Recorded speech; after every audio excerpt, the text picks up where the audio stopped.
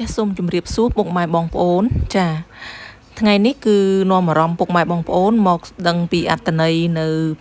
ជញ្ជាំងប្រាសាទបាយ័នចាដដែលគឺតកតងទៅនឹងក្បួនកងទ័ពរបស់ខ្មែរជាមួយនឹងសម្ព័ន្ធមិត្តចិនចាដែលរាយរាប់ទៅដោយបងប្រុសដែលជាមគ្គុទ្ទេសក៍ទេសចរនៅប្រាសាទបាយ័នចាអញ្ចឹងអញ្ជើញពុកម៉ែបងប្អូនចាសន្តាប់នឹងយល់ដឹងទាំងអស់គ្នាចាសូមអញ្ជើញ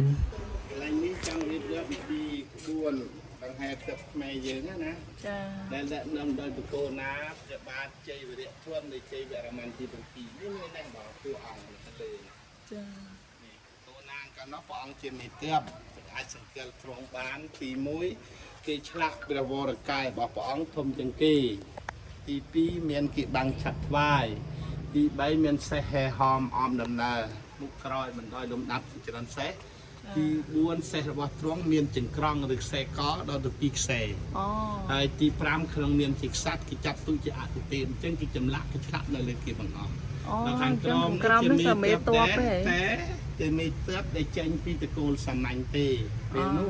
ទ្រង់ឲ្យគេតុបតែងចាត់ចែងមេតបមួយចំនួនឲ្យមានមុខដូចទៅនឹងបកគោណាដែរពីគោលបំណងដើម្បីបន្លំសត្រូវខាងនោះគឺទើបខ្មែរកណ្ដាលនេះគឺទើបចិនជាមិត្តភាពនឹងកម្ពុជា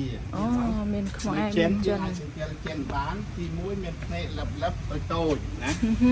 ទី2ស្លឹកត្រចៀកខ្លីៗទី3មានពុកចង្កាទី4ចំមុះកសបមុខតឹងតឹង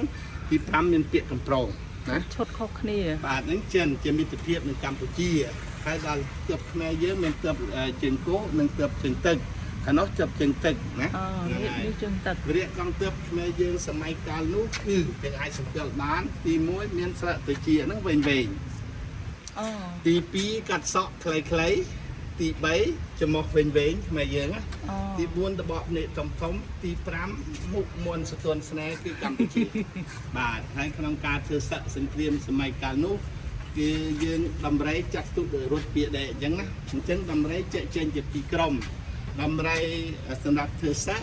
គឺមានកណ្ដឹង5បាទអាចសង្កេតនោះមើលយើងមើលនោះមិនច្បាស់នេះណាយើងរៀបមើលនេះកណ្ដឹង1 2ខាងនោះ2ទៀត4បូកនឹងក្រោមមួយទៀត5នេះដំរីធ្វើស័កដល់ដំរីដាក់ស្បៀងអត់ទេនៅខាងនោះវារៀបខាងទើបគេមានអញ្ចឹងទៀតខាងនេះដាក់ស្បៀងសំបីតាប្រទេសគោនេះបងណាតែគេអត់ចង់ទៅដកទេណាគេអត់ចង់ទៅដកទេគឺសាមញ្ញនោះដំរីដាក់ស្បៀងអត់មានកណ្ដឹងទេធំមកបាទណាហើយប្រទេសកម្ពុជាជាមកដាក់ដូនតាយើងអាចសង្កេតថាជារបស់ខ្មែរបានទី1គឺមានកម្ម16កម្មប្រទេសនេះណាទី2ក្នុងកង់នេះមានតែឈើ4កំណាត់ឬក៏4ដុំក្នុងចំណោម4ដុំហ្នឹងគឺចែកចេញជា2ក្រុមមានញី2ឈ្មោល2ញីហ្នឹងអាចចម្ពៀនចេះណាបងអាចឈ្មោលមានបលួញទេកន្លែងគេតមានតែ4តំណទេបើលើបើខ្វះតែមានញីឈ្មោលទៀតបាទទេអាកង់វាកង់វាណាហ្នឹងហើយវារៀបកង់ទើបយើងមានស្ត្រី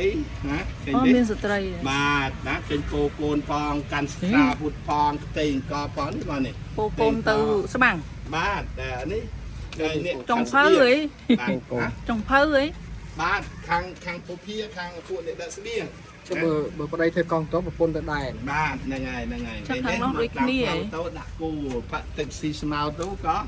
បង្កាត់ភ្លើងដាំបាយទៅតាមផ្លូវណាចង់រៀបរាប់អំពីទេសភាពស្រុកខ្មែរយើងមានទឹកមានព្រៃមានព្រៃមានសត្វដែរណា